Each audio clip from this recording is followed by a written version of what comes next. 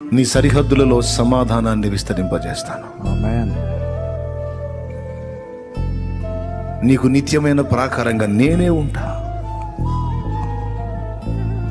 దేవుడు మాట్లాడినటువంటి మాటలు లేఖనాలు. నాకు మొర్రపెట్టు, నీకు ఆన్సర్ ఇస్తాను. నేను నేర్పుతాను నీకు తెలియని సంగతులు, నీకు గ్రహింపు కలిగిస్తా. నన్ను అడుగుమో, జనములను నీకు స్వాస్థ్యంగా, భూమిని దిగంతాలకు నీకు సొత్తుగా ఇస్తా. నా సహవాసానికి రా, నా సన్నిధిని వెతుకో, నా గడప యొద్ద కాచుకోవటం నేర్చుకోమన్నాడు. నా గడప దగ్గర కనిపెట్టుకోవటం నేర్చుకో. గర్వహృదయుడివై, గర్వహృదయురాలివై, అహంభావివై, అహంకారివై నా మాటలు వెనుకకు త్రోసి ముందుకెళ్ళొద్దు, దెబ్బతింటావు. ఇకనైనా నా మాట విను.